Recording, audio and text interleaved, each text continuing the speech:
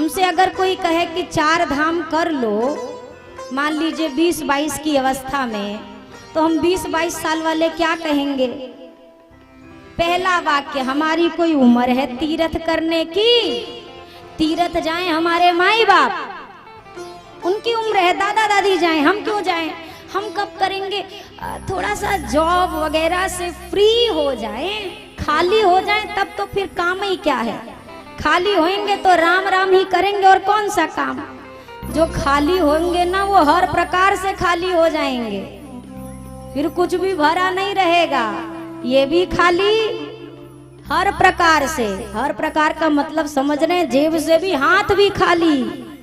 श्री पथिक जी महाराज बहुत बड़े संत हुए हैं। प्रातः स्मरणीय पूज्य श्री पथिक जी महाराज ने एक दिन अपने प्रवचन में एक बात कही, जितने भी लोग कथा सुनने बैठे हैं, आप कुछ छोड़िए मत। अब ये सुन के अच्छा लग रहा है कि नहीं लग रहा है? बोलिए कि आपको कुछ छोड़ना ना पड़े, अच्छा लग रहा है ना? संत जी ने भी यही कहा, आप में से कोई कुछ छोड़िए मत। तब तक लोग बड़े प्रसन्न, महाराज जी सही बात बता रहे हैं। तब तक महाराज श्री ने कहा, अरे तुम छोड़ने वाले होते कौन हो जो तुम छोड़ोगे? तुम छोड़ो नहीं, बस तुम बैठे बैठे तमाशा देखो कि कौन कब तुम्हें छोड़ के जा रहा है। आपको छोड़ने की आवश्यकता नहीं है, एक दिन सब लोग तुम्हें ही खुद छोड़ के चले जाएंगे। दूसरों को छोड़ दो, ये अपने वाले ही, ये भी जाएगा, ये भी काम आने वाला। ये जो आज ऐसे ऐसे चल रहा है, एक दिन ऐसे ऐसे चलेगा।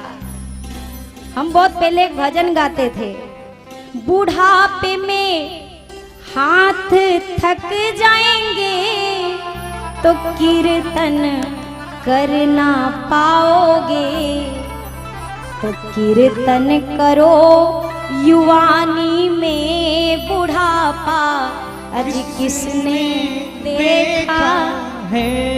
भजन कर लो युवानी में बुढ़ापा किसने देखा है। बुढ़ापे में ये पांव थक जाएंगे तो तीर्थ करना पाओगे, तो तीर्थ करो युवानी में बुढ़ापा किसने देखा है। हर प्रकार से जो कहते हैं कि भैया हम 55 के बाद शुरू करेंगे, तो 55 के बाद चीजें खत्म होती हैं, शुरू कुछ नहीं होता है। और एक निवेदन करूं, जिसका बचपन में नहीं शुरू हुआ उसका 55 में होने वाला नहीं। बूढ़ा तोता को राम राम सिखाओगे, तोतवा भी कहेगा जिंदगी भर क्या कर रहे थे, जब बचपन से हाथ आया तो पढ़ाते तो आज मैं पढ़ लेता, अब तो मैं बूढ़ा हो गया हूं, अब कुछ पढ़ने के काबिल। इसीलिए भैया 55 की राह नहीं, जिस उम्र में जिस समय में है, कहते हैं बचपन में किया गया भजन अमृत के समान होता है। अमृत पीने के बाद क्या होता है? इंसान अमर।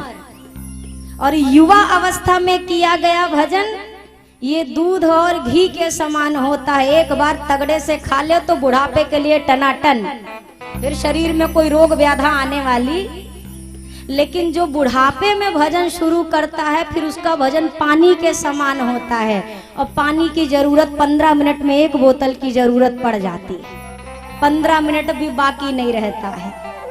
तो भैया प्रयास किया जाए कि बचपन से हो, बचपन से ना शुरू हो तो 55 का इंतजार भी मत करना। जब जिस अवस्था में है प्रारंभ कर दीजिए, जिनका बीत चुका है वो अब भी से करिए, पर उस समय के भरोसे मत रहिएगा।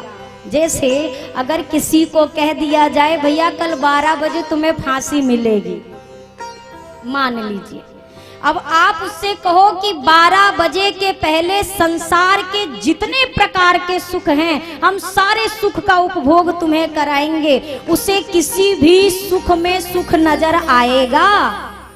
वो मखमल के गद्दा पे भी सोएगा तो मन में कहेगा सवेरे तो लटक नहीं है तो क्या फायदा। वो 56 भोग भी खाएगा तो कहेगा क्या फायदा मरने के टाइम पे, कल तो लटक ही जाना है। हर एक चीज में उसे फंदा नजर आएगा।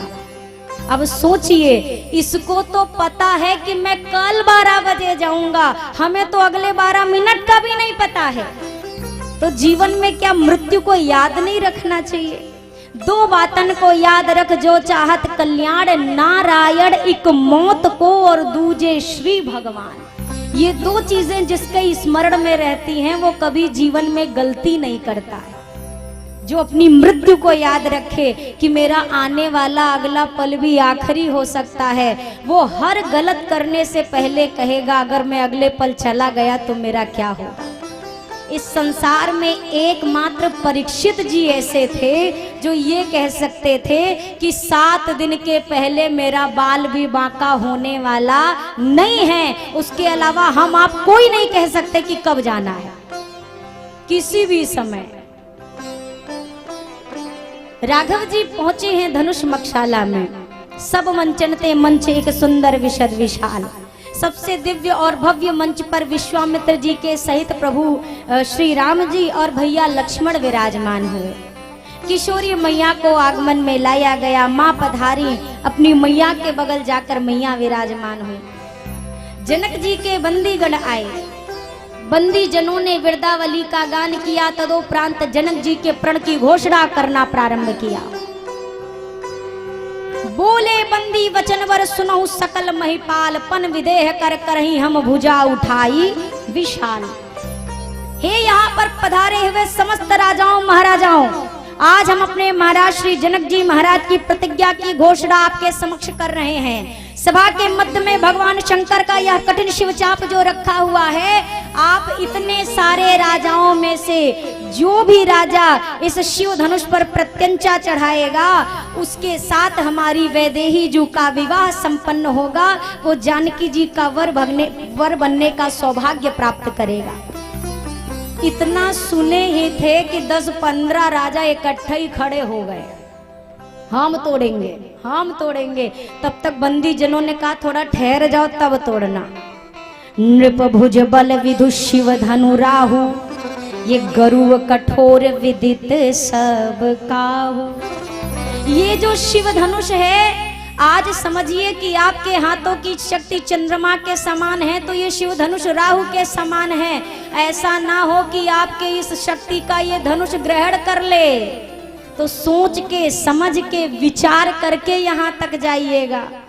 पर हमारे यहाँ कहते हैं कौन अभिमानी, जिसने किसी की ना मानी वही है अभिमानी। ये अभिमानी राजा क्यों माने?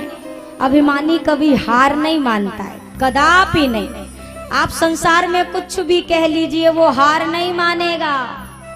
एक बार एक व्यक्ति जी बहुत अभिमानी था। लोगों ने कहा कि ये तो कभी हार ही नहीं मानता।